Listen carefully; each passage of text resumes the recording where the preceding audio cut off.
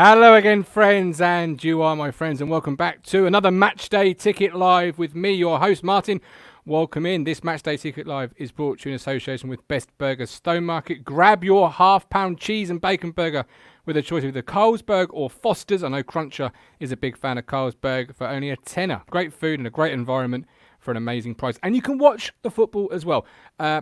Whether that's this game itself, I do not know, but it's a great deal none the same. And talking of great deals, I've got a 2-for-1 offer for you today because I've brought the two Formula One aficionados in. I've brought Mr. Stephen Thompson. Good evening, Stephen. Good evening. Hello again. Second day in a row. Second day in a row. You'll be sick of me come Wednesday morning. And Mr. Neil Moles and his... or is it Lee Cooper this evening? No, just Neil. Just Neil, just plain Neil. We love you, Neil. Nick Miller's in the room already. Jackson's out with COVID, sadly so. We wish him a speedy recovery. Callie, Hawkins back with a dodgy groin. It wouldn't be a Town player, that a dodgy something. Stephen Peck home for a 1-0 win. And Josh Bolton Vlogs. Good evening, my friend. I believe he has a YouTube channel, so go there now and check it out. And if you're not yet subscribed, do so. But also subscribe to this YouTube channel as well. So, the team news is in. Does that come with chips, that burger? Good question. I will phone my sources, mustard and ketchup, and find out. That's dear. All right, okay. I've had better jokes. I'm saving them, you see. Right, so let's do this team, shall we? Let's do it. Today's Ipswich Town team news is brought to you in association with Best Burger Stone Market. Consistently high-quality burgers at great prices as quickly as possible. Grab the best burger at the back of the Queen's Head Stone Market. Call Stone Market 01449 680 058 to book a table. Hollywood has called for my voiceover services. I've told Disney Pixar I'm busy because today is Doncaster away and a man's got to do what a man's got to do. But there is your team, my friends. I'm sticking with a 4-3-3. Obviously, I've not got a hotline to Paul Lambert, so I do not know for sure. But I'm going to go with 4-3-3. I'm going to put Sears in the middle today. I hope Edwards plays left, but I've got him right because it's 2020 and anything goes. But I know this is the first time that Neil and Steve are seeing this team, so I'll come straight to you, Steve, and then Neil, I'll come to you second. What do you think of today's lineup? I like it. It's pretty solid. I think it's exactly the same, isn't it, as what played last time out. So, Nolan comes in for Bishop. Oh, of course, Bishop drops to the bench and Nolan comes in. That's it. Apart from that, I quite like it. I hope Edwards is on the left. He should always play on the left. He's insane on the left. Yeah, I like it. Looking good. Solid bench as well. Yes, it very much is. Cornell, McGuinness, Bishop, Hawkins, Lancaster, Wolfenden, and Bennett. Edwards, Neil. It's a bit of a Swiss Army knife. Steve said he plays better on the left, but he has had good games also on the right. What's your initial reaction before we really deep dive into it, looking at that lineup tonight? I'm fairly happy with it, to be honest. Well, Kenlock has to be in because there isn't anyone else. Nolan's come in, so let's hope he'll get a goal like he has done in previous games. Basically you've got Edwards on the right, so like you say, he's bombed on down that side before, so let's hope he does it again. Yeah, I mean, I'm hoping he'll line up on the left. He's played some of his most finest football this season on the left. So let's see where he does in fact line up. For anybody struggling with the iFollow service this evening, I know Neil had some issues and Steve also had some issues. So if you do need a little bit of help, drop it in the comment section and I'll make sure we help you out before kickoff because it's important that every Town fan can see the game as long as they can. Callie, Edwards scored against Norwich from the right and Johnny Duncan should have been no low in for Hughes. Bishop can create more. Yeah, let's start with that midfield then because Dozell, Andre, Hughes and Nolan are in midfield 3 today. Now, I'm not a John Nolan fan. I think you both know that. I think the world knows that. I was surprised to see him in the lineup for Teddy Bishop. Do you share those thoughts, Neil? And if so, why? And if you don't, again, why? I prefer Bishop. For me, he's more creative. He's got a bit of flair to his game. And he'll pick up the ball and drive with it. I'm still not convinced with Nolan. He's better this season than he has been, and he's adding goals to his game, so we can't really complain too much with him doing that. Yeah, for Every me, goal's been a scuffy goal, though. You know, it's been a scruffy goal, isn't it? Every goal. Like, he's scored, but yeah, he's in the position to score. But at some point, Steve, that luck has got to end. Yeah, there's not been a goal which really stands out for him. You think, oh, that's fantastic. You know, they've all been, I suppose, relatively lucky. If he was going to come back in, I would rather. I mean, I do like Emma Hughes. I'm quite a big fan of Hughes, but I'd rather see him drop out for Nolan because Bishop can create more. Nolan, Bishop, and Dazelle have been good in a midfield three this year. Hughes again doesn't really seem to drive forwards. He's quite a solid, dependable player, but Bishop offers that creative flair. So I'm quite surprised to see him drop. Yeah, I mean Bishop has. Go on. Is it an idea to basically have something from off the bench? So this midfield is a fairly, as you say, dependable midfield.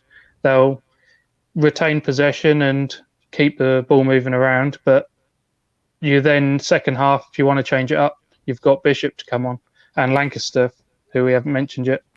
He hasn't really got a kick either, Jack Lancaster, and I'm really desperate to see him come on because I think he can offer something different that we've not yet seen, maybe out of Judge. I think you're right there, Neil, and I think Steve was hinting at it as well. I mean, away from home so far, Bristol Rovers stands out particularly. Bishop struggled away from home. So maybe we're looking for something a little bit different against Doncaster, who should provide a tougher test than Bristol Rovers, you would have thought. And Nolan can provide that. Now, I'm going to give John Nolan a praise here, but because he can recycle the ball really well, and away from home, that's what you really need. You know, win the ball back, recycle it, keep it, move them from side to side, and try and penetrate them with some pace with Sears and Edwards, and well, not pace with Judge, but you know, pace with Edwards all the same. Adam Flatt, think Bishop has taken a few big whacks in the last few weeks. Sensible game management given the volume of fixtures coming up. He is made of biscuit after all. Somewhere in the Facebook chat at some point will be Benjamin, who will come in with his injury bingo. Every game he does that, and I love it. I was telling the wife earlier, I've got a guy called Benjamin who does injury bingo, and he's not been right yet, thankfully, but we have had some injuries. Speaking of a player who's stayed relatively fit throughout his career, I think it's only right and fair that we mention our captain, Luke Chambers, who today makes his 344th league appearance, placing him joint 10th all-time at ITFC, which, no matter how you feel about somebody, to play 344 games of football professionally is something unique and special, right? That is phenomenal.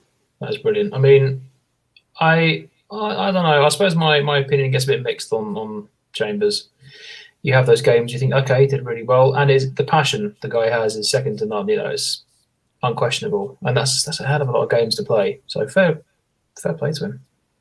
Neil, I know you've been critical in the past of Luke Chambers, but it's phenomenal. I can't say the word. Look, phenomenal. Yeah, really, he's a good player. I know we've basically given him some stick.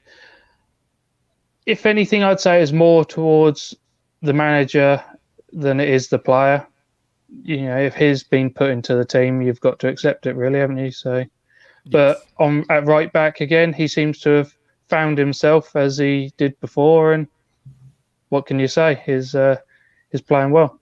He's playing some of his most inspired football at right back. You know, it has to be brutally said, because at times in the centre he has struggled, but so far this season, he's hit the ground running, and some of his passing, I think Mick McCarthy sort of style football would love that sort of passing, because it's a long ball, yes, but it's a measured ball this season. It's a ball to feet. The goal to Edwards' goal, at Blackpool, that's a crossfield diagonal ping and a half, and that's something we've not seen out of James before, but we're seeing it this year.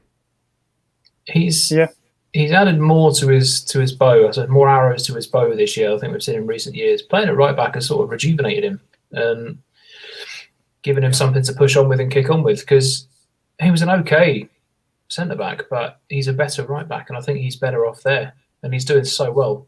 We've seen mistakes from him in the past. I don't think we've seen any real pivotal mistakes from him this year. So Well, you just gone and cursed him. That is the I have. It'll be tonight, won't it? It'll be tonight. It will. We've got JT. Good evening, JT. Welcome in, my friend. Get yourself a drink. Beverages, Neil, as Steve calls it. Make yourself comfortable because Town are getting 3 points today. You've heard it here first. Ashley Bell. I just think Bishop probably isn't up to 2 games in a week with his injury record. Eric Clacton still driving home. Well, we'll see how good the defence is tonight.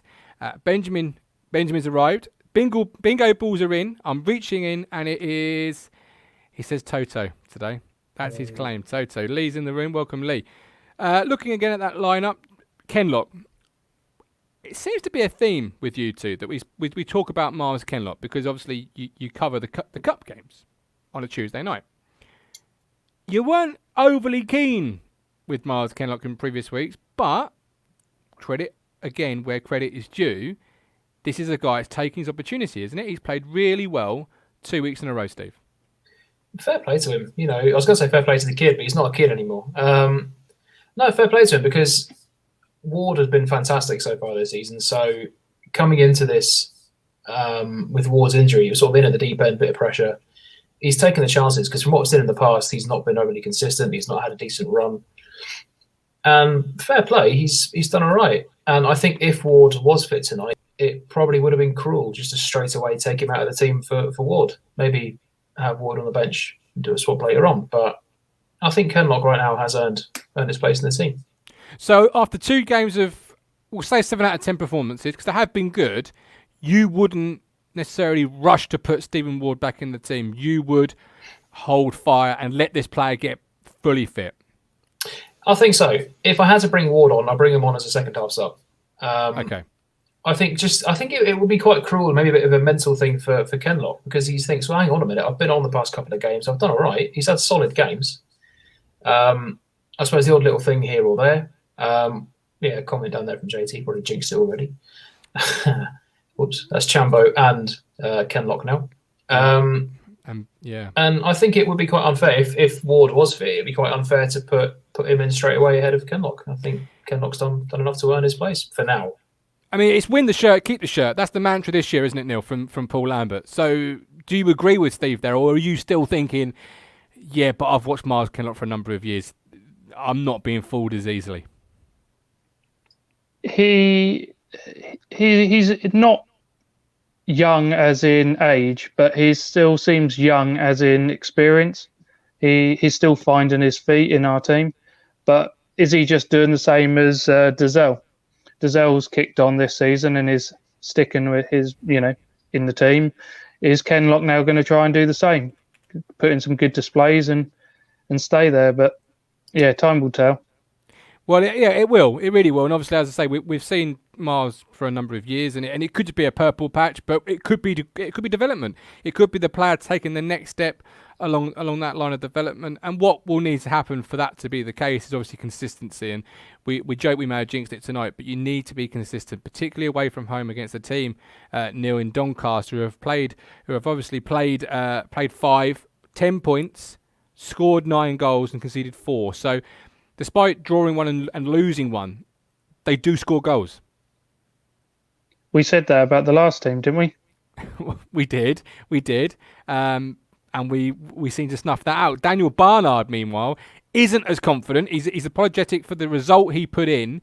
It was a bad result, Dan. And it is a 7 p.m. kickoff. Yes, I hate these 7 p.m. kickoffs. Somebody tell me why we are playing at 7 p.m.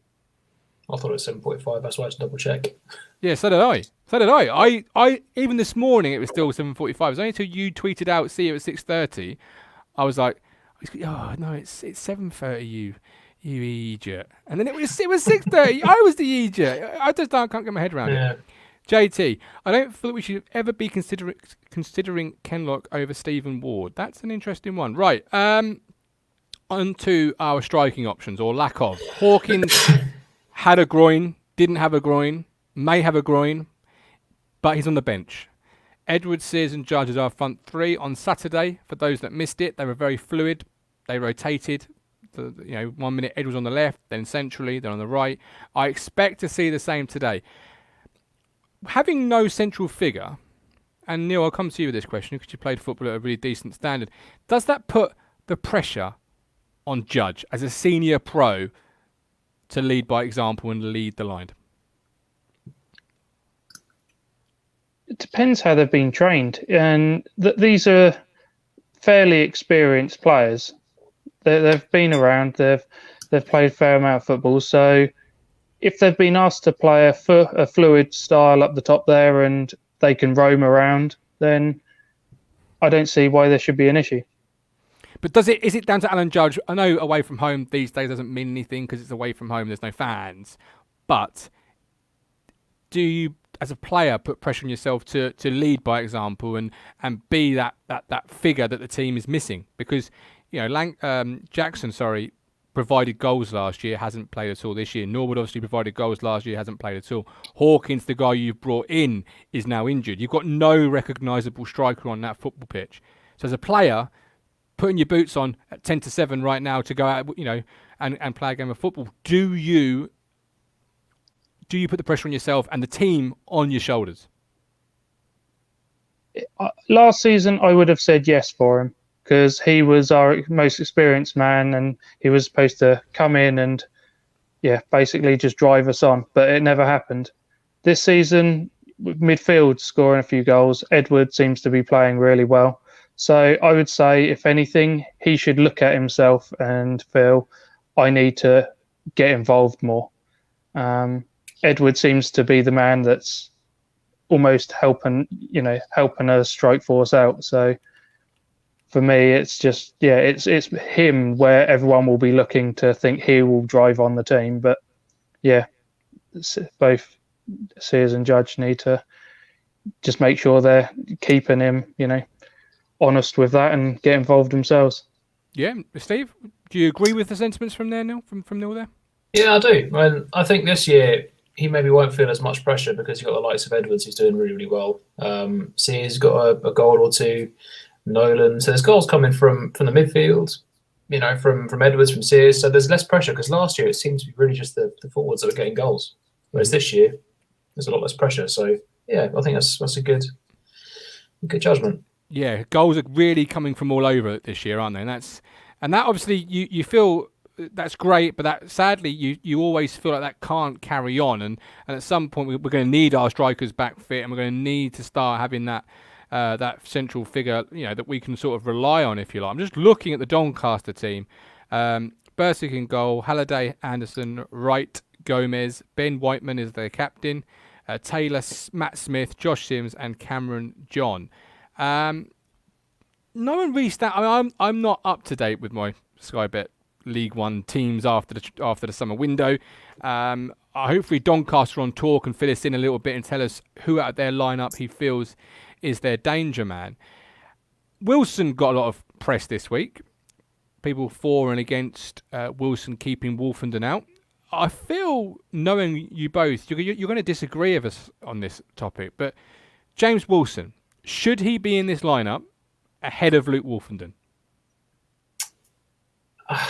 I don't know. It's really tricky because, we know what Wolfenden can do. I can't get his name right. Wolfenden. I've only had a beer. So we know what Wolfenden can do. Okay, he's been out injured for a little while, but I don't see why he's not in the team now because he's proven he knows what he can do. Wilson has been fantastic, but I would rather see Wolfenden in the team than Wolfenden, despite how good Wilson has been. Neil? I'm not sure I would say we know what Wolfenden will give us because he had a good loan spell and he had a season a little bit on and off. We managed to keep hold of him in the transfer window, but was there a little attitude issue because there was some things said about him, and he has been out of the team. We had the Twitter, didn't you, or the Instagram deletion of pictures and things. If I remember correctly, after Lambert had said he needed to do a little bit more. Is that what you're referring to with that? Basically, yeah. For me, Wilson's playing well. Same with Enciala. Is there really any need to change what is working? If one of them happens to get injured, or shall we say if Wolfenden has an absolute, blind and few training sessions and really shows why he should be in the team, then I don't really see why you should change it. No, absolutely. And we've got just something coming in, guys. The iFollow service isn't working for some. Obviously, those that watch us regularly, media mogul Matt Phillips, he is struggling. He's paid, but his stream is not coming up. Steve, you had the same thing, didn't you? Yeah. You paid and it's not showing. Emerson Fairweather, iFollow's not working. Anyone else got an issue? So if you have got an issue, guys, drop it in here, because the more people we know about, the more people we can help. I believe, and this isn't anything that I've been told, but I believe if you refresh it, particularly at game time, you may get something that helps you out there. I hope so. Yes. If I not, had to pay twice, I think. If not, I am on Facebook, I am on Twitter. Find me or make a post or whatever, and I'll find you and I'll help you out. We'll make sure people try and get the game as well as we can. Doncaster on tours come through. Matt Smith and Josh James are new, and he hasn't got much of a view on them. Fedri Okanaberi. Thank you very much. He's been playing up front on his own. Callie says, restart the app and use the app rather than the website. Or, if you're on the website, try and delete those cookies. As Tony Soprano says, delete those cookies. They make me nervous and shit. Delete that. Try and see if that helps. And if you haven't yet seen The Sopranos, then you're absolutely missing one of the best TV shows in the world. Ben Moore. Bennett should be in for Judge and refresh the page. And by the way, Ben Moore, happy birthday. Have a great evening. Hopefully 3 points, but many happy returns to you, my friend. I think he's still in Chile, Neil. Say that again. Ben, don't worry. Callie, I've used the app since the summer and not had any issues with the app at all. There we go. Right, we're now closing on to the game. Predictions. I want bold predictions. If you get 1-1, you get booted out, because bold and 1-1s do not go together. Give me your predictions. 1-1. I was going to say that. I'll go... No second chances. 2-0. Oh. 2-0. Neil's going 2-0. Goal scorers, please, Mr. Moles. Edwards and Sears. Edwards and Sears. Stephen Thompson. Redeem yourself. Yeah, I'll go 3-1. 3-1. Goal scorers. I'm going to say Edwards with 2. Mm-hmm. Nolan with a goal, another scruffy goal. And the name who we couldn't pronounce from Doncaster scoring. Okay. Callie's gone 2-0 Town. Doncaster has confirmed, he's absolutely right here. Biggest game so far this season. It is for both teams, I think. I think Blackpool would have been viewed as a test. We came through that with absolutely rip-roaring colours. Let's see if we can do the same thing here. But yes, I think for both teams, this may be the biggest test. Adam Flatt says, try turning it on and off again. That always helps some people. Danny Allen comes through with 1-1. I knew there'd be somebody. Well done, Danny. I'm going to say, what am I going to say? That as Luke Chambers runs out of the tunnel, I'm going to say a 2-0 win. No, scrap that. Let's go bolder. 3-0 win, 3 points, 3 goals. Luke Chambers going to score a free kick. You heard it here first. Big Toto and John Nolan. John Nolan, because he likes to make me eat that John Nolan crow. But we'll see you at half-time for some half-time analysis. And we'll catch you then. With love, with care. Look after yourselves, guys. See you soon.